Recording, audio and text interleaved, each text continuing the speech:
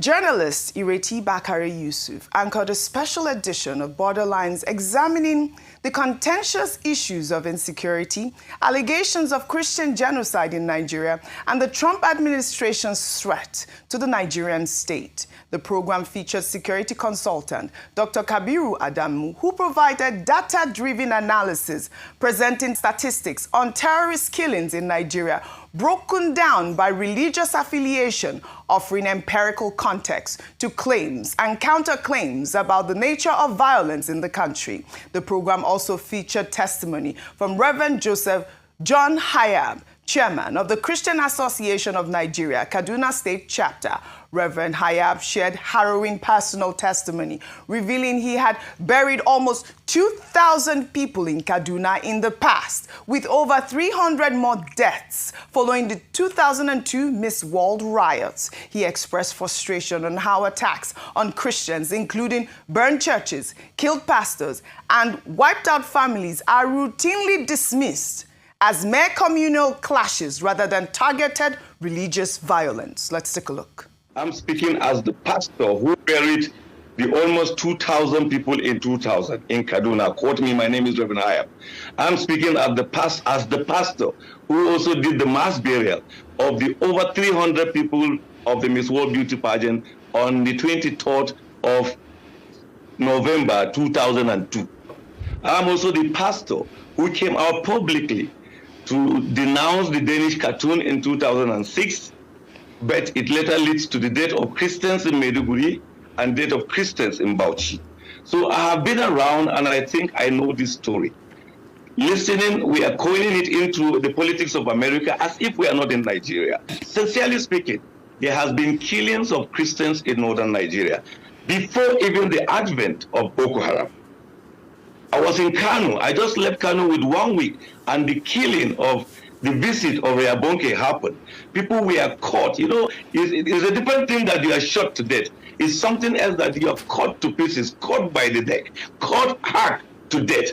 I saw these cops. I had to run back. My pastor asked me, why did you come back? I said, no, I just left for Kaduna 1 week, and then I heard what happened to my people in places in Kano. I just came back. I was the pastor who first came out to condemn the Danish cartoon because I knew what was going to follow. But despite that effort, Christians were killed in Maiduguri. In Maiduguri in 2009, when Boko Haram started, they were never attacking Muslims.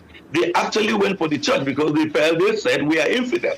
Vimbai, this was quite explosive, but let's take a look at the summary of attacks on places of worship as presented by Dr. Kabiru Adamu over the period of 2021 to 2025. He drew up this chart. It says churches, a total of 121 incidents targeted churches, resulting in 389 abductions and 110 killings.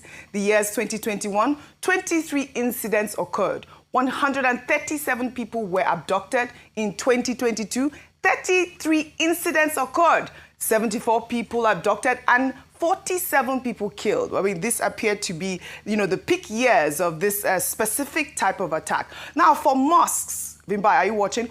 Over the same period, a total of 75 incidents targeted mosques, resulting in about 263 abductions and then 142 killings.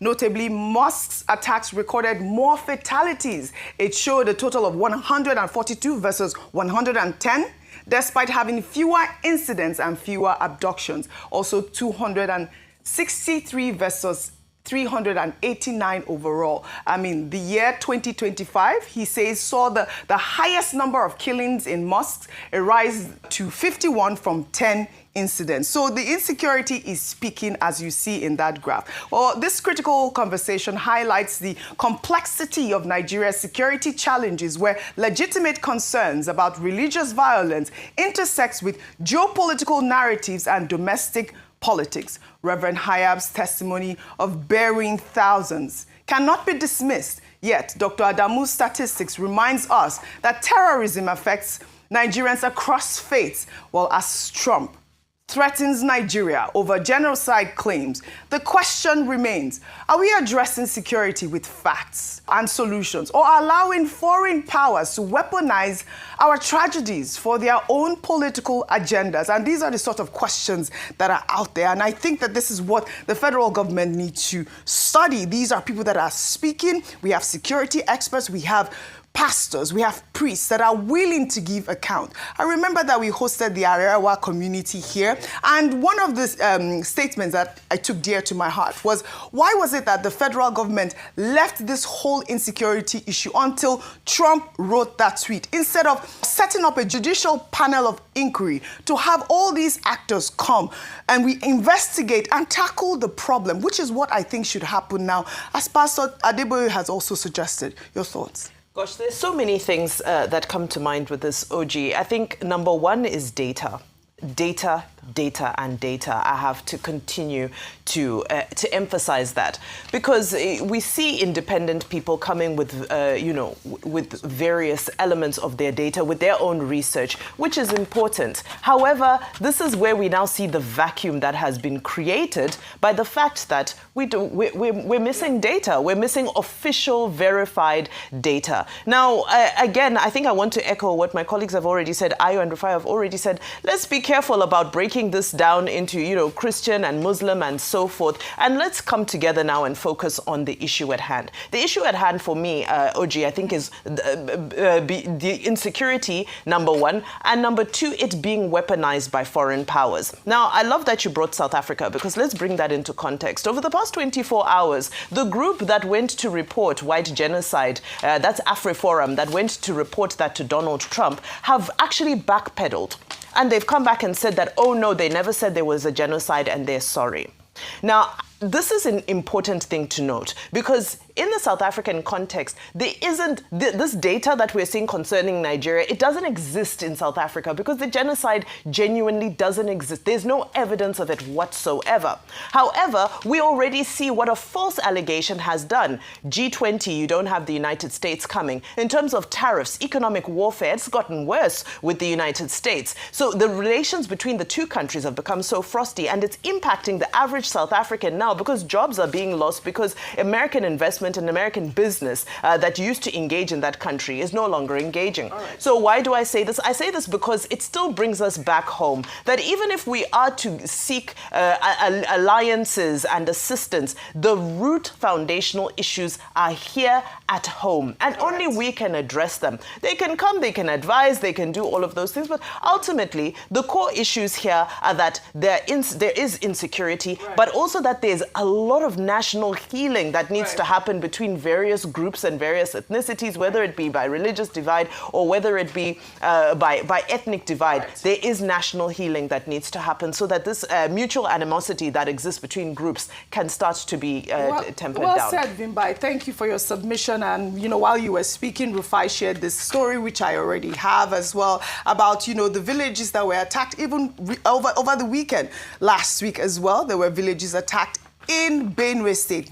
The details, the gory visuals are just heartbreaking. They say several villagers are feared dead, while many others remain missing following a suspected herdsman attack in Anuwule community in Ogwelu, Ohimini local government area of Benue State. So we're calling on the security forces in Benue State to actually help us out with this reporting, because obviously we have our reporters on ground who would like to also share this sort of information with our security forces if they have apprehended the people that are behind this dastardly attack.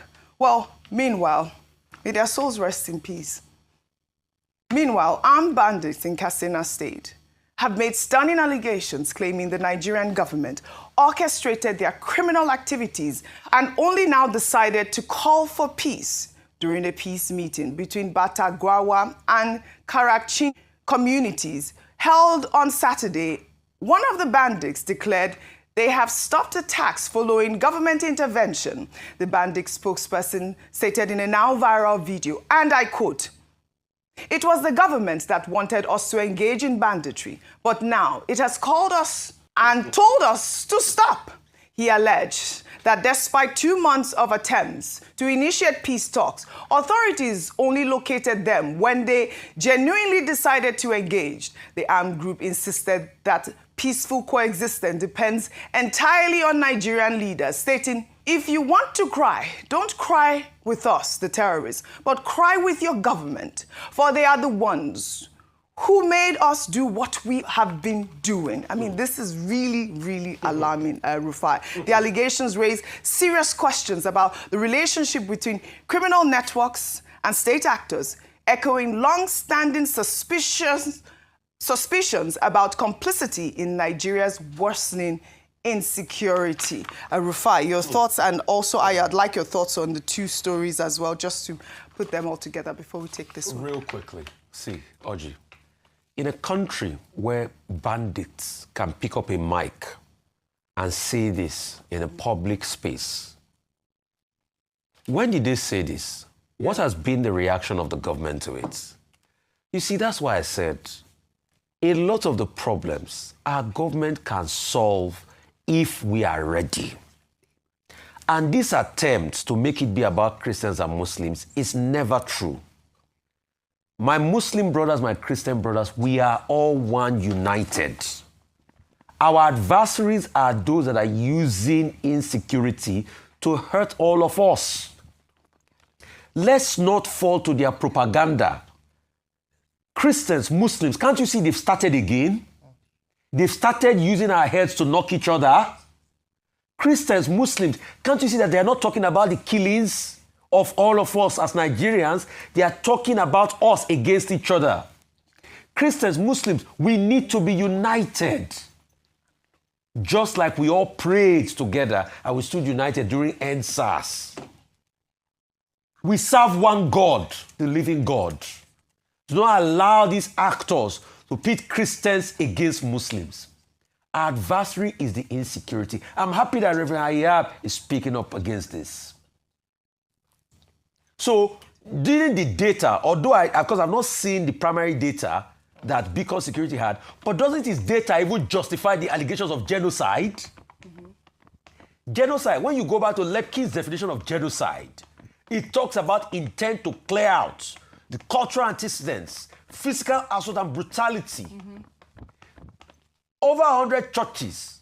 Doesn't it talk about it? And so when government was saying 81% reduction, but Beacon Security is saying there's been an increase.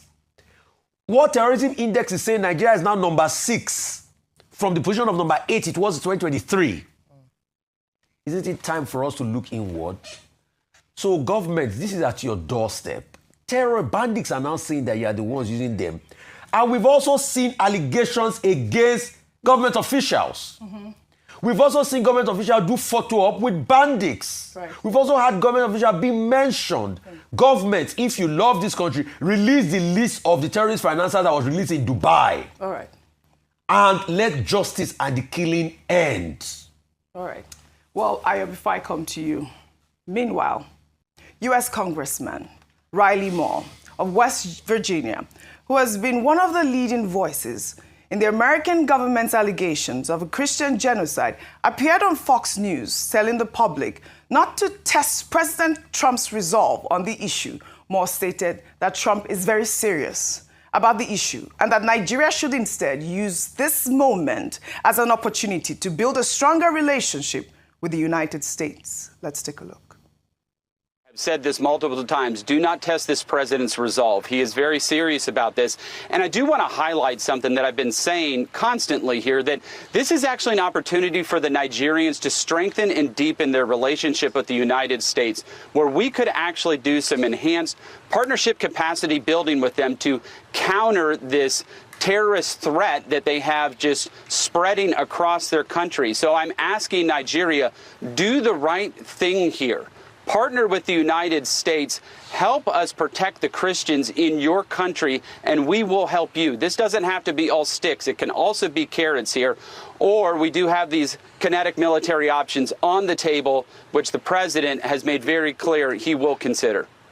This is the point, Ayo. Well, Moore's comments in this interview appear to reflect a change in tone from the more aggressive rhetoric the public initially heard from President Trump and his threats to go into Nigeria guns a-blazing. The congressman has suggested that cooperation might be possible for both countries to strengthen their relationship with one another. And this is what I have been preaching on this table. Ayo, a quick sum up, and then we'll take our milestones. All right, so the video with the bandits just justifies what I said earlier about the government knowing who these terrorist financiers are.